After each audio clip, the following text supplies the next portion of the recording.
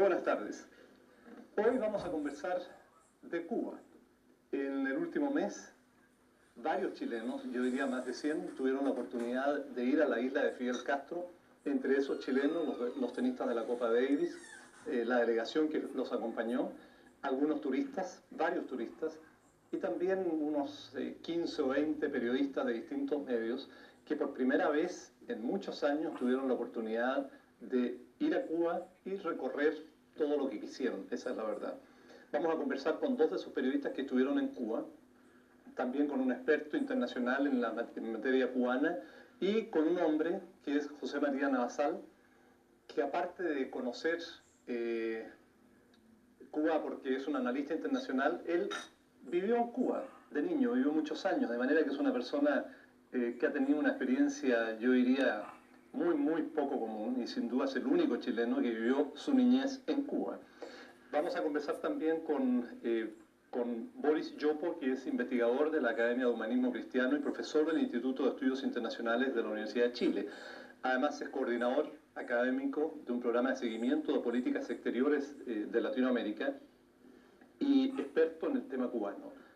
Emilio Baquet, jefe de informaciones del diario La Segunda, estuvo ahora en Cuba, anteriormente lo conocimos mucho por sus excelentes entrevistas, pero ahora ya está dedicado a una parte un poquito más directiva dentro de la prensa.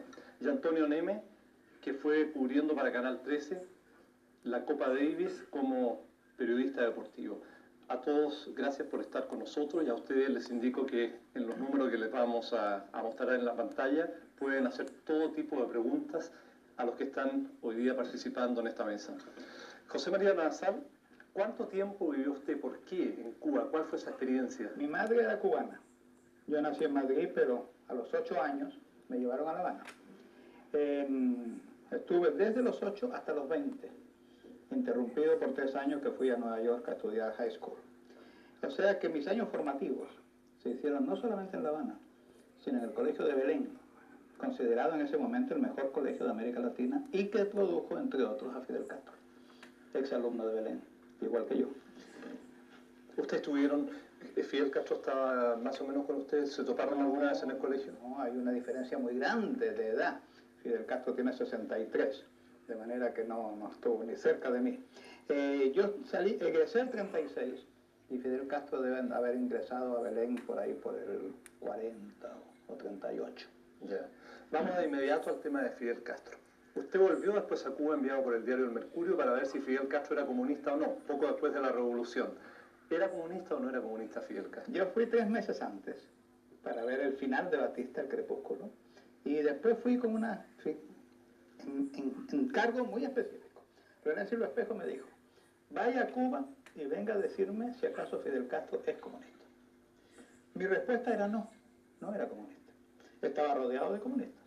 Era oportunista, sin duda alguna, era un hombre de una enorme ambición, y a medida que se fue viendo acorralado por las circunstancias y por su deseo de perpetuarse en el poder, fue acercándose al Partido Comunista.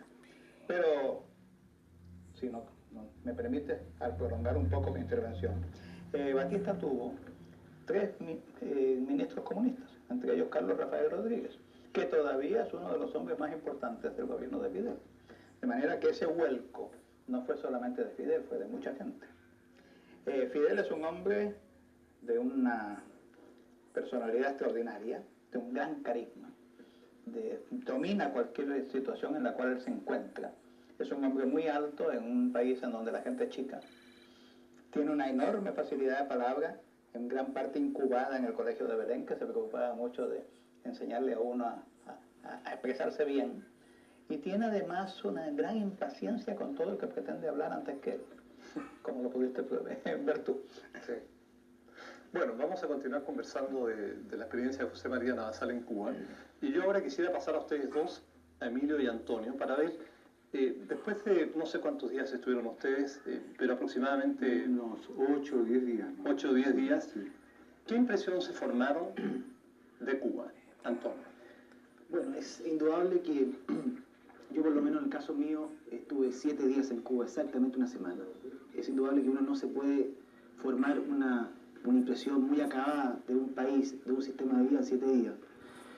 Pero Desde el punto de vista personal, yo iba con un sentimiento un poquito de mucha curiosidad por ir un poquito a lo desconocido, a lo mejor para los chilenos, y me vine con un sentimiento de pena, concretamente pena por el ciudadano cubano, porque para mí el ciudadano cubano es considerado en la isla como un ciudadano de segunda categoría. Hay que decirlo, no tiene acceso a las cosas que generalmente tiene acceso toda persona. En Cuba, al turista es un ciudadano de primera categoría, hay todo para el turista, hay tiendas especiales para los turistas. En cambio, para el cubano, para el hombre en la isla, hay prohibición de entrar a estas tiendas, hay prohibición de entrar a los grandes hoteles. Entonces ese es el sentimiento un poco que uno recoge en la calle y que da para pensar. Ahora, no tuve la oportunidad de conocer aspectos a lo mejor positivos de Cuba, como la salud, la educación. Conversamos con gente, con gerentes de televisión, y me decían, bueno, yo a lo mejor, si no tengo derecho a más que una camisa o un cepillo de dientes al año, por lo menos hay una cosa positiva, que yo estoy tranquilo, yo puedo llevar a mi hijo a un hospital o darle la educación y le van a dar la mejor educación. Entonces son elementos de juicio que uno a la larga tiene que ir compensando, tiene que ir balanceando.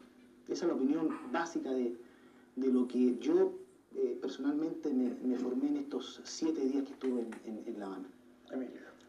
La impresión mía es, o sea, hay situaciones encontradas. Primero la llegada a Cuba. La llegada a Cuba de todos nosotros yo creo que fue angustiante. Entramos primero a un aeropuerto, a una parte del aeropuerto José Martí en La Habana, desde el cual, metiéndonos en un bus, nos trasladaron a otra ala del aeropuerto. Ya nos parecía algo extraño. Mucho militar. Exacto, militar, a la salida del bus, a la bajada del avión, un paseo por un sector muy oscuro del aeropuerto para ir a otra ala, después una recepción de los funcionarios de aduana que fue absolutamente negativa, es decir, daba la impresión de que ellos no querían que entráramos a Cuba, por lo menos los periodistas. Yo no sé si eso les pasó también a los turistas, pero nos registraron, nos trataron en forma dura, es decir, a mí en un momento me gritó una mujer, una funcionaria que estaba en el lugar cuando íbamos a ingresar, levante la cara, póngase de frente para que lo compare con la foto del pasaporte. Es decir, un tratamiento que no se da a quien viene llegando a un país.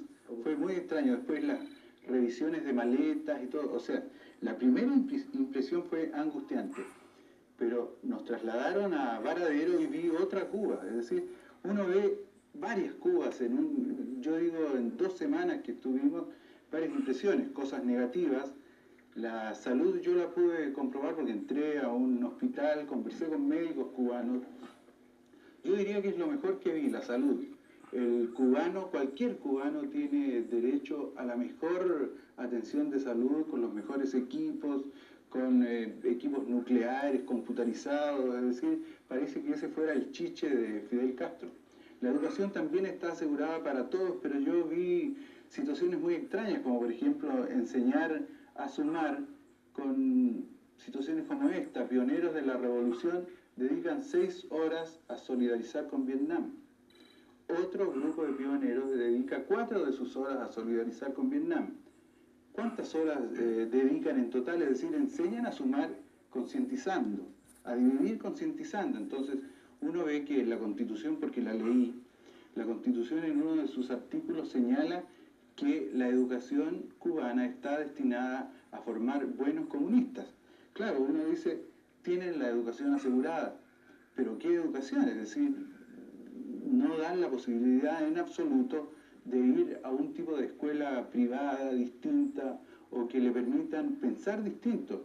Yo lo vi en los programas de La Masa, de Bernardo, en que los niños recitaban prácticamente lo que se les enseñaba en el colegio, el imperialismo norteamericano, los invasores, es decir, y eso es lo que da pena, ver cómo está concientizándose un pueblo y no lo dejan pensar por sí mismo. Perdón, Emilio. ¿Cierto? Cuando yo fui, 3 meses después, el 1 de enero de 1959, estaban empezando a circular unos nuevos silabarios para los alumnos de primaria de aquella época. Y el silabario, en vez de empezar como aquí, O, J, O, ojo, decía, yo amo a Fidel. yo amo al Che, el Che me quiere a mí. Ese era ya el primer paso en la campaña de alfabetización, que fue gigantesca. Hay que reconocer que enseñaron a leer a millones de personas. Boris, usted ha ido como investigador, invitado por el gobierno cubano. Es una situación distinta a la que vivieron los dos periodistas que están ahora relatando sus experiencias recientes en Cuba. ¿Cuál es la impresión que se ha formado después de cuántos viajes a Cuba? Bueno, varios, 3 o 4, pues, por lo menos. El último el año pasado. El último el año pasado, Ya. efectivamente. Y además, después de haber estudiado el tema cubano, ¿no? Que es distinto. Así. Bueno, yo tiendo a compartir la opinión que se ha dado acá. Creo que Cuba es una realidad muy multifacética. Digo, uno al estar allá, evidentemente, por una parte, nota lo que aquí se ha mencionado de que hay restricciones a las posibilidades, por ejemplo, de consumo, incluso la posibilidad de desplazarse al extranjero. Hay que tener cierta cantidad de dinero, digamos, para reembolsarle al Estado si uno quiere salir, ¿no? Entonces, evidentemente existen restricciones y la contraparte de eso es justamente la seguridad social que hay en Cuba, que los ciudadanos tienen garantizados sus derechos sociales básicos. Entonces, y creo que esto es algo que ya es reconocido universalmente. Los periodistas norteamericanos frecuentemente destacan esto. Incluso el expresidente colombiano Michelsen hace poco comentó, por ejemplo, que para América Latina sería ideal un país en el que tuviera el modelo económico chileno y el sistema educacional y social cubano. Entonces creo que eso de cierta manera refleja de que hay un consenso que Cuba presenta estas dos realidades y uno tendrá que saber si acepta eso o no como algo que vale la pena rescatar. Creo que es una opinión ya de cada uno. ¿Dijo López Michelsen el sistema político de dónde? Porque no habrá visto el económico y el social. Sí, López Michelsen dijo, yo le entendí que dijo el sistema educacional y social cubano, la garantía, digamos, de la seguridad social, ¿no? Me gustaría también retomar un punto que José María mencionó al principio sobre si Fidel era o no marxista, porque hasta hoy en día es una discusión que sigue en Estados Unidos. ¿Era Fidel marxista o no? Yo tengo la impresión de que tal vez él adhirió intelectualmente al marxismo antes, digamos, de la toma del poder del año 59, lo que no es lo mismo que haya sido prosoviético. Creo que son dos cosas distintas. O sea, adherir intelectualmente al marxismo y otra cosa es alinearse con las posiciones soviéticas, que eso vino creo que mucho después. Yo después de conversar con muchas personas, algunas de ellas habían sido compañeros de curso mío en Belén y que estaban algunas próximas a Fidel todavía en ese momento, ellos me decían: Fidel no es comunista. Fidel no ha leído El Capital, no ha pasado de la página 370, creo que una vez lo dijo. He leído El Capital hasta la página 370, tiene varios miles de páginas. Eso no, pero eso sí está rodeado y confía mucho en Raúl, en el Che, en Carlos Rafael Rodríguez, en gente que lo van a ir llevando poco a poco al comunismo. José María, ¿por qué Cuba llega al comunismo? ¿Cuál es la causa? Que un país que está al lado de los Estados Unidos y que es, en algunos aspectos, podríamos decir, una semicolonia de los Estados Unidos, de repente se convierte al comunismo. Tú acabas de decir por qué. Sí. Una vez Porfirio Díaz, cuando lo derrocaron en México, dijo, y la revolución se declaró atea, dijo: pobre México, tan lejos de Dios y tan cerca de Estados Unidos. Bueno, el estar cerca de una gran potencia generalmente genera hostilidad, antagonismo. Todos los servicios públicos en Cuba eran de propiedad norteamericana. Había un apagón y tú decías: estos gringos tal por cual que me cortaron la luz. Eso primero. En segundo lugar, llega el comunismo porque la dictadura de Batista se tornó intolerable. No se puede entender la subida al poder de Fidel sin saber que Batista, cómo era Batista en ese momento y cómo estaba Cuba en ese momento. Cuba era un prostíbulo, era un lupanar. Batista estaba asociado con la mafia norteamericana y la gente quería que se fuera Batista y que viviera lo que fuera. Lo que fuera fue Fidel. Lo mismo que no se puede entender a los sandinistas sin haberse documentado sobre Somoza. ¿Y significa esto de alguna manera que después de Noriega podría venir un Noriega comunista o una Panamá comunista? Es muy difícil, porque la situación geopolítica, la situación estratégica del canal es demasiado importante y Gorbachev se ha lavado las manos de América Central y ha dicho: en esto yo no me meto. Así que eso es muy difícil. Por lo menos hoy, tal vez hace 20 años, pero hoy día además Estados Unidos no lo va a hacer. Yo no quiero hablar demasiado, pero yo quisiera salvar un error que me parece que casi todo el mundo incurre. La gente dice: yo he ido a Cuba. Ustedes no han ido a Cuba, ustedes han ido a La Habana y a Varadero. Estamos conscientes. No han ido al Oriente. que es la provincia más pobre de Cuba, donde está la Sierra Maestra y donde estaba la gran hacienda del padre de Fidel. No han ido al resto de Cuba. Es como el caso de Bernardo, que tuvo la muy buena y muy sensata idea de decir aquí Moscú, y no decir aquí la Unión Soviética, porque Bernardo no estuvo en la Unión Soviética. Entonces, mi experiencia personal, desde La Habana, en un ambiente de colegio caro, con compañeros todos de buena situación económica, y sin haber salido de La Habana. Yo la provincia de Oriente no la conozco, no la he visitado nunca. José María, perdón, por eso que en mi intervención yo señalaba que uno no puede ser tan categórico. 7 días para analizar todo un sistema de vida, todo un país. Es muy poco, digamos, 7 días formarse una opinión acabada de un país como Cuba. Muy cierto. Marta Carrasco, ya tenemos un montón de preguntas, así que yo le quiero dar salida porque es interesante. Dice, ¿la mayoría de los cubanos vive mejor hoy que en la Cuba de Batista? Es una pregunta fundamentalmente para ustedes dos, ¿no? Bueno, es una pregunta bastante difícil de responder. Las comparaciones a veces son bastante odiosas. Creo, retomando lo que habíamos dicho anteriormente, creo que evidentemente los cubanos tienen tal vez garantizados algunos servicios que no tenían garantizados antes de la misma manera, sobre todo en sectores rurales, por ejemplo, pero por otra parte no tienen acceso a ciertos bienes que sí tenían antes, por lo menos para un sector de la sociedad. Creo que esa sería mi respuesta, no podría decir. ¿Qué es vivir mejor? Tener asegurada la atención médica y la educación, aunque adoctrinada ideológicamente, o poder ir a una librería y comprar el libro que uno quiera. Yo que soy un gran lector en La Habana no pude nunca comprar un libro. O sentirse libre, digamos. Poder hacer lo que uno quiera en un momento dado. Por eso hay que pesar las dos cosas. Emilio, este tema de la libertad, ¿cómo lo percibió usted en Cuba conversando con la gente?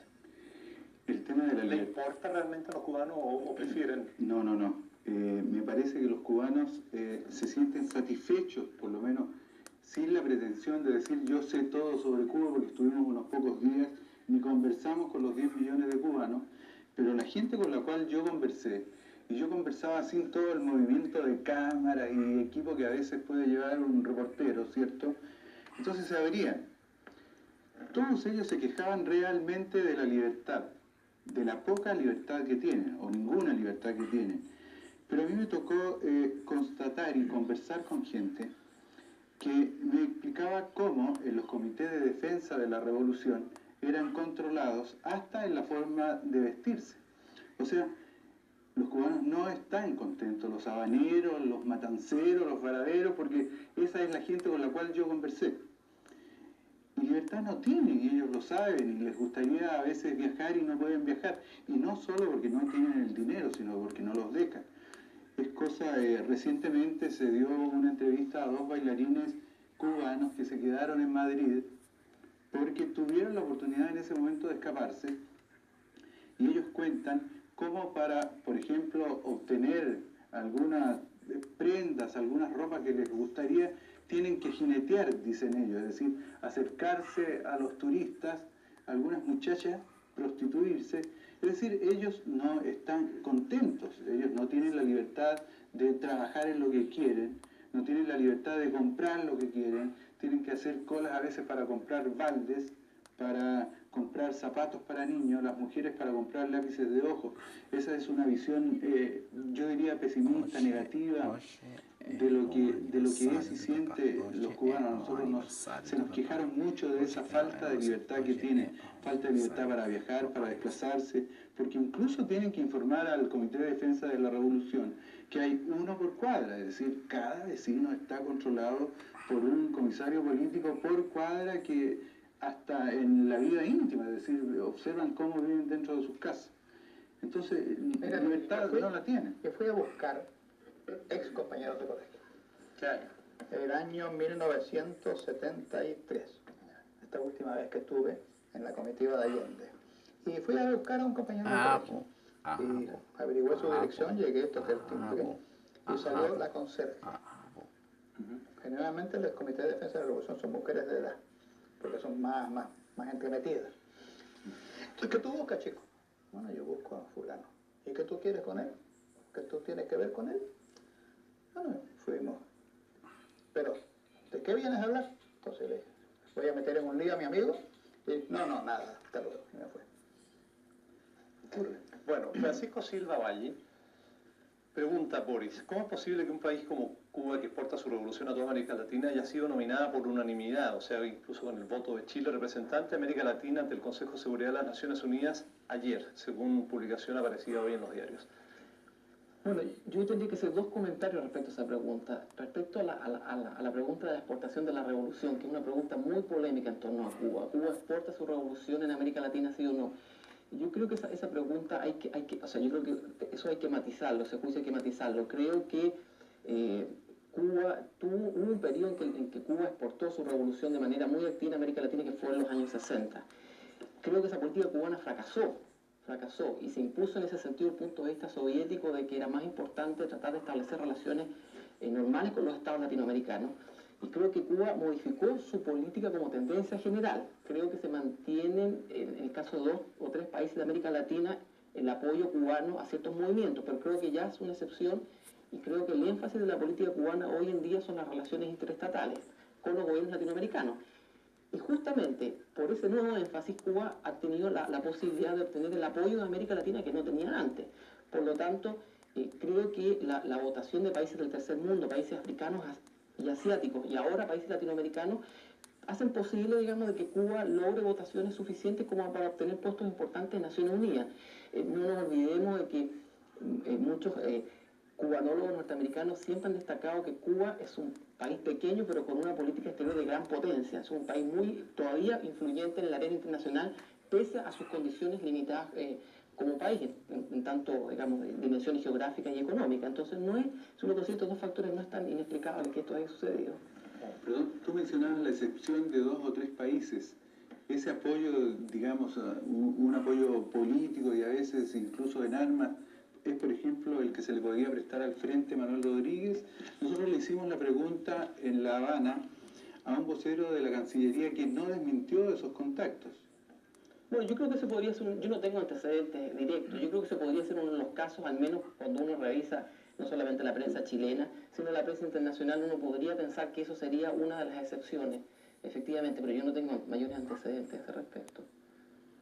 Antonio Neme, hay una televidente que le pregunta cómo lo hacían ustedes para despachar sus informaciones de la Copa Davis desde Varadero hasta Santiago de Chile en cuestión de horas. Bueno, la Copa Davis justamente se jugó en el balneario de Varadero, que está ubicado a unos 140 kilómetros de La Habana. Los partidos de Copa Davis comenzaban tipo 10 de la mañana y no se sabía a qué hora terminaban, porque el tenis no es como el fútbol, digamos que el partido dura 90 minutos.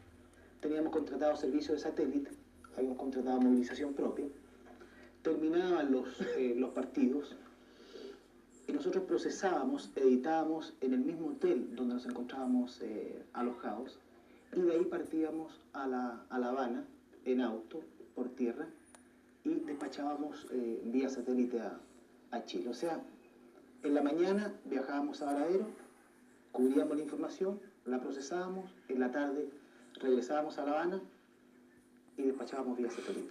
Un hecho bastante curioso, Bernardo, como esto de Cuba era bastante misterioso para nosotros, no sabíamos con qué cosa nos íbamos a encontrar, decidimos llevar editoras para procesar el material porque no conocíamos el nivel de la televisión cubana. Pero tengo que ser sincero, la televisión cubana tiene un muy buen nivel. Diría yo que es similar al chileno sin pecar, sin equivocarme. Muy buen nivel. ¿Ustedes tuvieron problemas para arrendar auto y para movilizarse dentro de Cuba o dentro de Varadero, La Habana, todo ese sector de 140 kilómetros? Bueno, yo dije en la primera intervención que para el turista en Cuba es chip libre.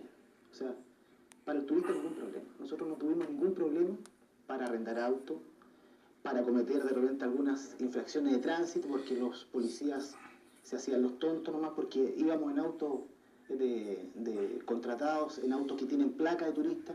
Son autos muy especiales que los cubanos no tienen acceso a ellos. Entonces el trato en Cuba para el turista es de primero, no hay ningún problema.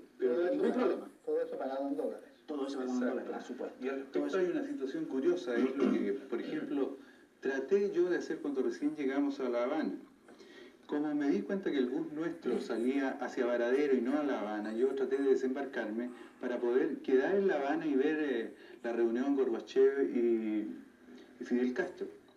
Pero resulta que uno no puede obtener un taxi en el aeropuerto porque no hay taxis. O sea, uno no puede estirar la mano y hacer parar un auto a la salida del aeropuerto. Tú estabas buscando un taxi particular. Un taxi particular. Eso es muy difícil. O sea, uno no puede actuar al llegar a Cuba como en cualquier país occidental. Yo es primera vez que estoy en un país comunista, no sé cómo será en Rusia, pero uno no puede tomar un taxi hasta después de haberse inscrito en el hotel y donde te dan una tarjeta que te permite ya tomar un taxi para turistas.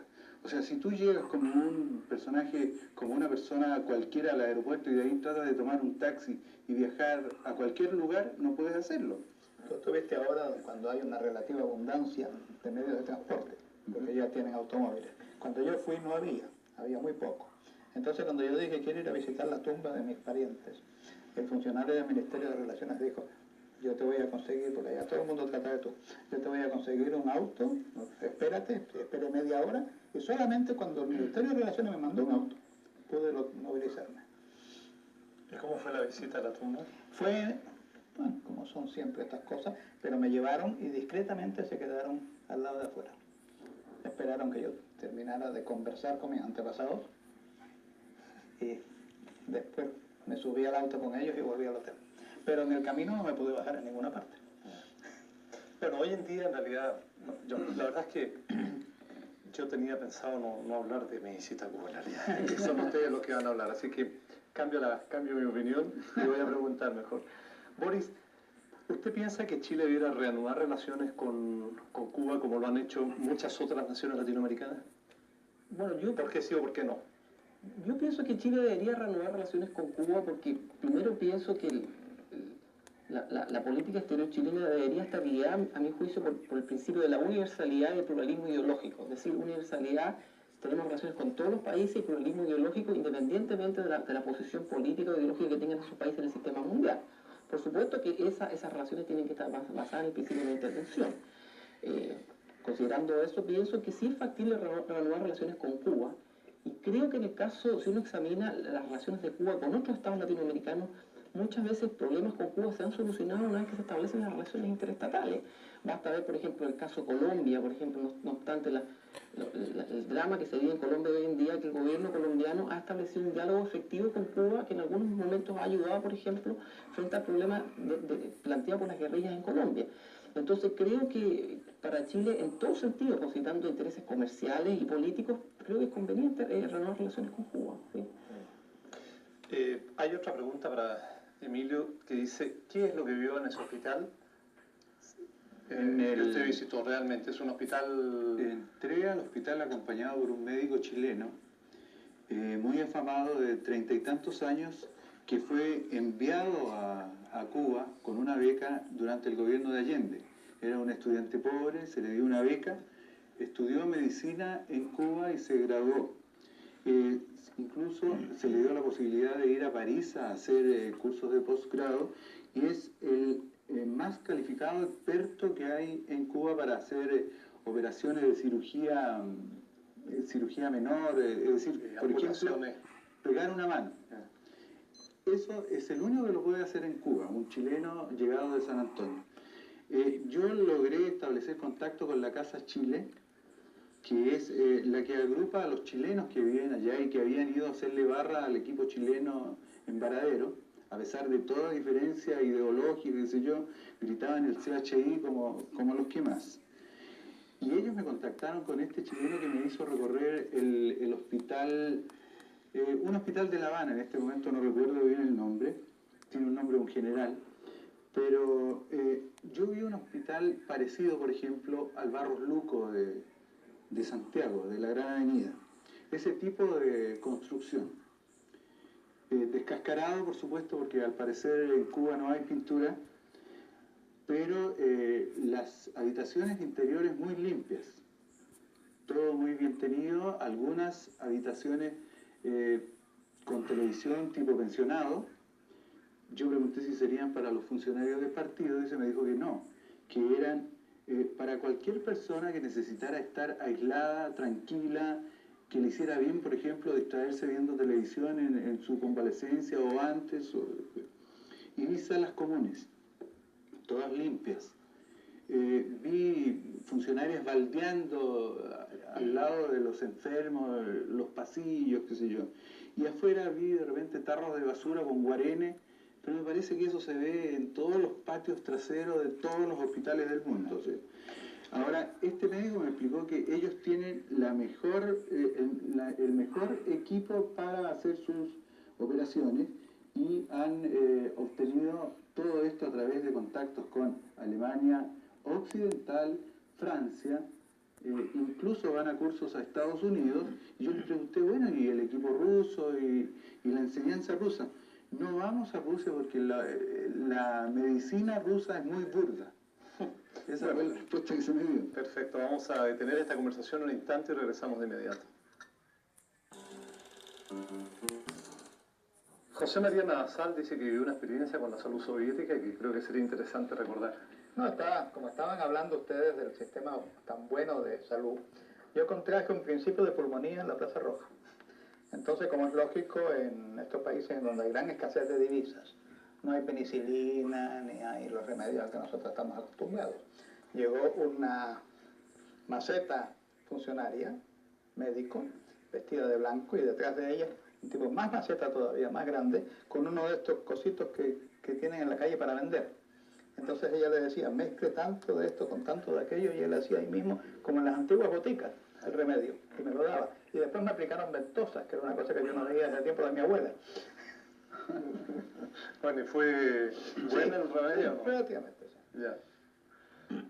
María Inés Sarmiento dice, se ve mucha juventud descarriada, tráfico de drogas, etcétera, en la Unión Soviética, en La Habana o en Cuba. Uno no puede decir si hay mucha juventud descarriada, pero por lo menos a nosotros en La Habana, en Varadero, se nos acercaban muchos jóvenes decididamente a prostituirse a cambio de una camiseta, de zapatillas, de cosméticos, y para nosotros era mucho. Yo no sé si en relación a la población cubana es un porcentaje ínfimo o no, pero era muy notorio, y eso ocurría a nivel de jóvenes que uno distinguía de las prostitutas que puede ver en cualquier parte, como también había ese tipo de oferta de gente que se acercaba a ofrecer una chica por $20, o sea, y todos esos son jóvenes. Boris, ¿cuál es el futuro de Cuba tras el vuelco soviético?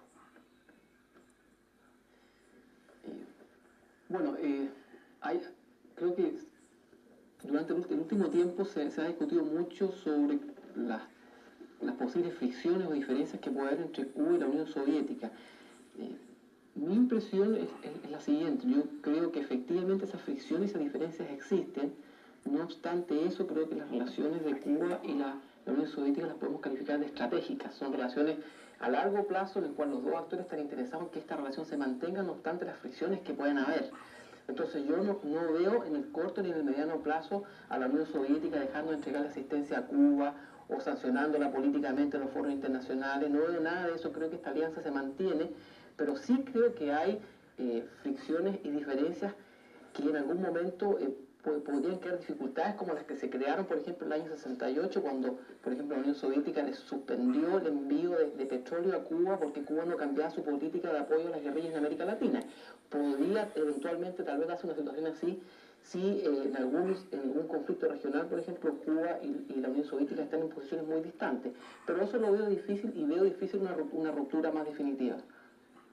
Ya. Perdón, yo creo que en alguna medida, un poco a la fuerza, Cuba o Fidel Castro está implementando una determinada perestroika. A ellos no les gusta decir perestroika porque dicen que no son colonia rusa. Pero hay una cierta reforma y uno la aprecia en el turismo. Están incluso creando empresas mixtas como Cubanacan, que acepta capitales o alemanes, o franceses, o canadienses, o españoles para el turismo. O sea, en alguna medida ya está iniciándose un tipo de reforma. Cubanacan, sociedad anónima, eso ya es un cambio muy grande en Cuba. Y el hecho de que haya tanto turista también es un cambio, ¿no? Y un choque, precisamente un choque para la juventud que empieza a ver tenidas que no conocía, gente que anda con una cierta libertad, que habla lo que quiere, porque al turista le dan libertad en Cuba para ir donde quiere, ¿cierto? Y puede conversar con toda la gente y en los barrios que sea. Generalmente... La gente habla con mucho miedo, ¿eh? Pero a mí me pasaba particularmente que de repente en el centro de La Habana uno paraba, un señor o una mujer, partía conversando, qué sé yo, y ellos, cuidado, no hablen, no nos están mirando, vámonos, corrámonos 2, 3 cuadras. Uno experimenta un poquito esa sensación como de estar un vigilado. El vigilado es una posición un poquito personal mía, no sé si a ti te ocurrió lo mismo, que ellos mismos de repente bajen la voz, no hablen tan fuerte, caminen un par de cuadras porque alguien nos está mirando. Tienen mucho temor de conversar con el extranjero, porque desde lejos se sabe de inmediato cuál es extranjero. Yo diría que yo podría pasar por un cubano porque soy moreno, sin embargo por mi ropa, de inmediato sabían que era un extranjero, antes de que hablara. Entonces, quienes se acercan a conversar contigo tienen temor de que el que está 2 pasos más allá sea un policía. Claro. Y tienen mucho temor, eso es cierto. Pero una vez que se sienten seguros, hablan por los codos. Por supuesto. Pero ese temor proviene de que el CDR les puede suspender la tarjeta de racionamiento, que es lo indispensable para subsistir. Para subsistir y ganar puntaje para comprar un auto, para cualquier artefacto hogareño, digamos. Necesitan puntaje que el CDR asigna. El Comité de Defensa de la Revolución. Exacto. La señora Molieri pregunta a José María Navasal, ¿cuál es el origen social de Fidel Castro? ¿A qué nivel pertenece él y su familia? ¿A qué estrato social? El padre de Fidel Castro era rico, muy rico. Era un gallego, de esos gallegos que llegan a Cuba a trabajar duramente, a ahorrar, que terminó comprándose varias haciendas azucareras grandes.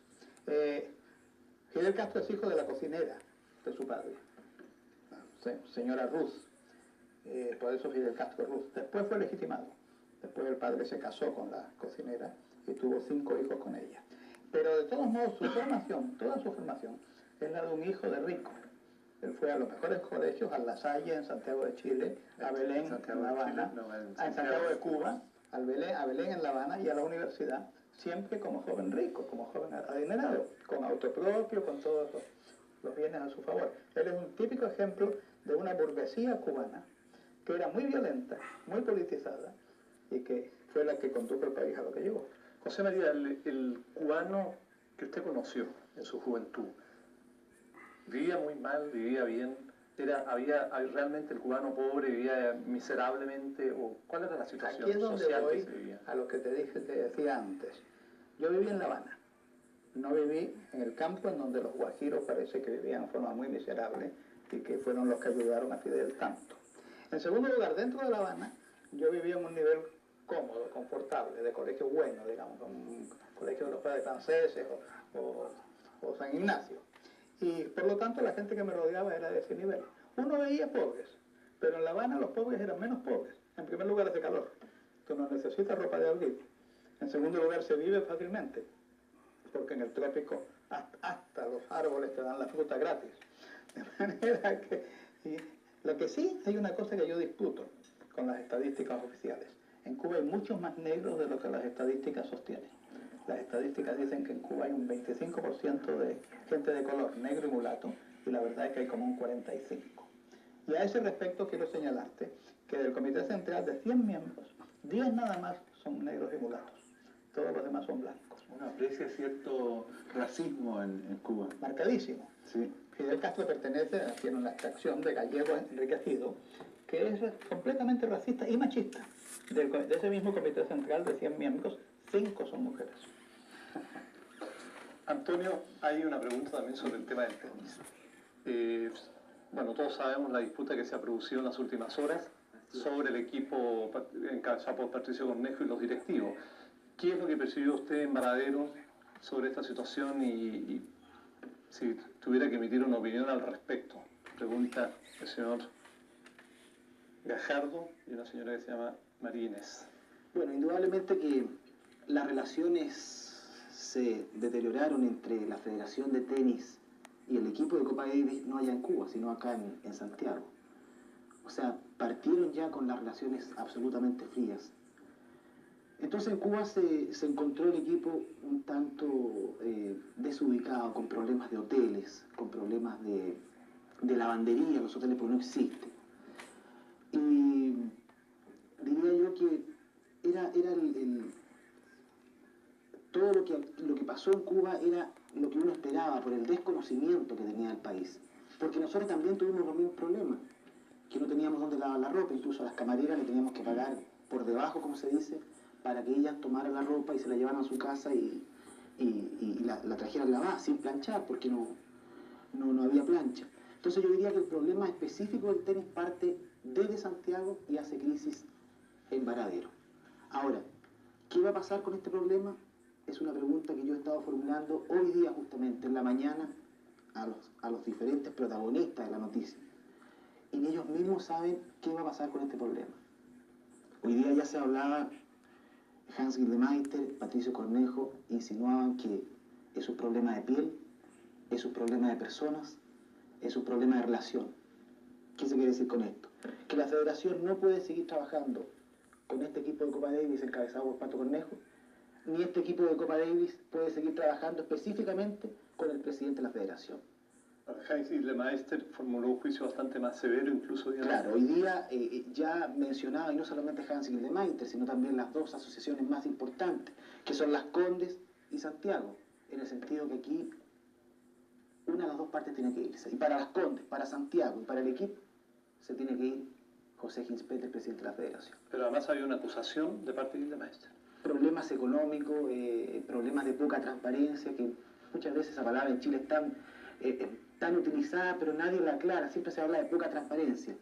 Pero hay una cosa concreta, es un problema de relaciones humanas, o se va el equipo de Copa Davis, como dijo ayer José Ginspeter, o se va José Ginspeter, como está pidiendo el equipo, y las asociaciones más poderosas son las Condes y Santiago. O sea, juntos no pueden seguir trabajando. Bien, Claudia pregunta a Emilio Baquit si puede hacer un paralelo entre la veracidad del libro de Luis Larraín, 5 días en La Habana, y su experiencia personal en Cuba. Y Teresa Brown le pregunta, ¿no hay nada positivo en Cuba? Yo he mencionado la salud, muy positiva, y yo pienso que incluso sería bueno que países como el nuestro imitaran todo el apoyo que el Estado le da a la salud en Cuba. Si eso se diera, a lo mejor no habría los problemas que tiene la salud en Chile. Eso es muy positivo y ojalá eso se imitara. También es positivo todo lo que tiene Cuba en torno al turismo. Me parece que yo he dado la impresión de que todo es negativo en Cuba, pero he mencionado la salud, la educación, a pesar de que es una educación orientada. La gente pobre tiene la alimentación asegurada, el sueldo asegurado, no hay cesantes en Cuba. Claro que aquí hay otro aspecto negativo, y es que todos son empleados públicos. Yo lo destaqué en mis crónicas, y al ser todos empleados públicos, nadie le hace empeño por superarse. O sea, hay mucha burocracia. Absoluta, es decir, y nosotros la sufrimos. Había montones de veces que necesitábamos pedir un traslado, un viaje, comprar algo, y teníamos que esperar que el funcionario terminara la merienda o dejara de conversar. También turistas chilenos en una oportunidad fueron con una cantidad específica de dinero a comprar benzina. Supongamos $1.60 y les dieron 6 litros de benzina en una expendedora. El mismo $1.60 en otra expendedora y le dieron 20 litros de benzina. ¿Por qué? Porque no funcionan bien los marcadores de la tarifa y de lo vendido. Y porque al funcionario le importa un rábano, él no está trabajando para su empresa o no tiene que asegurar su sueldo, porque eso está asegurado por el Estado. Ahora, respecto al libro, yo creo que yo vi en el libro, lo leí poco antes de viajar a Cuba, una visión más negativa de lo que al parecer yo estoy dando sobre Cuba. Da la impresión un poco de que el pueblo era triste.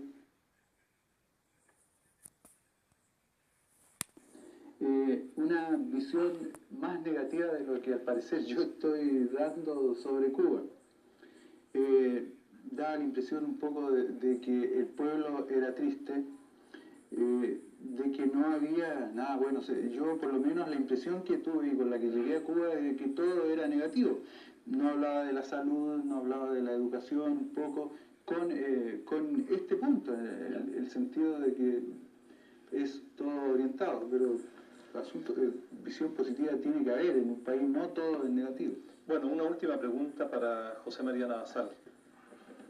¿Cree usted que algún día, pregunta Ana Díaz, ¿cree usted que algún día Cuba se liberará del comunismo, dice ella?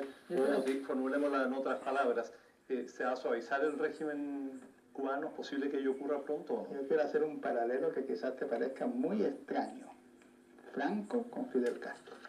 Los dos son gallegos, los dos extraordinariamente inteligentes. Uno gobernó 40 años, el otro lleva gobernando 30. Los dos le abrieron la puerta al turismo, ansiosos de tener divisas. Y el turismo terminó con el régimen de Franco. El turismo masivo fue el que significó que se tuviera que ablandar España. Y el turismo masivo en Cuba va a tener que finalizar o que desembocar en el ablandamiento del régimen castrista. Bueno, muy interesante. Les agradezco mucho a ustedes la participación esta tarde. Creo que ha sido un programa de interés, al menos de acuerdo a este número de preguntas enorme que todavía tengo aquí sin contestar. Para ustedes quiero invitarlos para mañana al programa ya tradicional de los días viernes de actualidad política con Cecilia Serrano y Gloria Stanley. Invitados están Sebastián Piñera, que es el jefe de la campaña del precandidato en Nambijin, y Guterben Martínez, secretario general del Partido Demócrata Cristiano. Muchas gracias y hasta pronto.